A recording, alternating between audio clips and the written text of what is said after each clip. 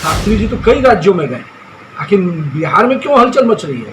बिहार में सत्ता में बैठे हुए लोग क्यों बेचैन हो रहे हैं? सरकार को भी चेतावनी देता हूँ कि उनके आज जो मंत्री और जो बड़े बड़े अधिकारी बयान दे रहे हैं, दो मंत्रियों का बयान आया और कई बड़े बड़े नेताओं का, वो सचेत रहें। नमस्कार, आप लाइव सिटीज देख रहे हैं। मैं हूं आपके साथ रोहित वर्मा। बिहार में बागेश्वर बाबा यानी आचार्य धीरेन्द्र शास्त्री का बिहार आगमन, ऐसे में तमाम मंत्रियों की तरफ से अलग अलग तरीके के बयान दिए जा रहे हैं। अब बीजेपी एमएलए नितिन नवीन की तरफ से बड़ा बयान सामने आया। उन्होंने कह दिया है कि तुष्टीकरण की राजनीति क्या इतनी बढ़ गई है कि कोई भी व्यक्ति या कोई भी लोग अपने गुरु की पूजा नहीं कर सकते हैं क्या? साथ ही साथ धीरेन्द्र शास्त्री को लेकर जिस तरीके से बिहार में बयानबाजियां मंत्रियों की तरफ से या महागठबंधन की सरकार की तरफ से की जा रही है, तो उस पर भी उन्होंने कड़ा हमला बोला।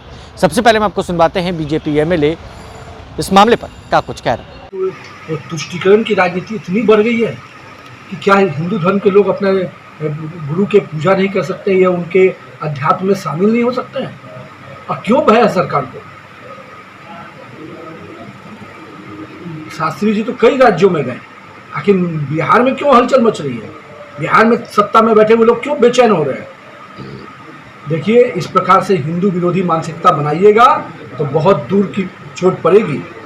और मैं सरकार को भी चेतावनी देता हूं कि उनके आज जो मंत्री और जो बड़े बड़े अधिकारी बयान दे रहे हैं, दो मंत्रियों का बयान आया और कई बड़े बड़े नेताओं का, वो सचेत रहें।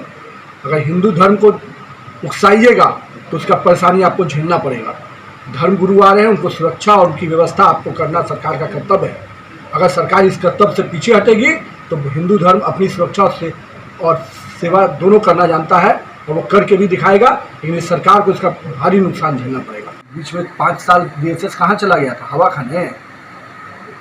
रात में नींद टूटती है 5 साल बाद, 6 साल बाद। ये केवल अपने लिए नेता हैं ये लोग, ये कोई छात्र के युवाओं के नेता नहीं हैं। केवल चंद युवाओं को आक्रोशित कर ये बड़े बड़े बयान वर्बीर बनते हैं। 5 साल सो गए थे क्या? सत्ता मिली फिर डीएसएस याद आया।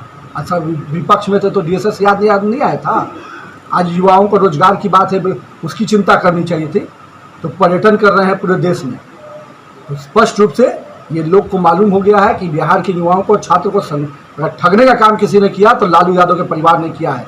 2005 के पहले का कालखंड भी है और पुनः उसी कालखंड में इस बिहार को नीतीश कुमार ने ढकेला है। तो आपने सुना, नितिन नवीन साफ तौर से सरकार को घेरते हुए नजर आ रहे हैं और साथ ही साथ तमाम मंत्री, जितने भी मंत्री महागठबंधन की सरकार में हैं, उनको लेकर जिस तरीके से बयानबाजी की जा रही है, तो साफ साफ बीजेपी एमएलए नितिन नवीन की तरफ से कड़ा प्रहार किया गया है। उन्होंने साथ ही साथ धीरेन्द्र शास्त्री की सुरक्षा की मांग राज्य सरकार की तरफ से कर दी है, राज्य सरकार से की है।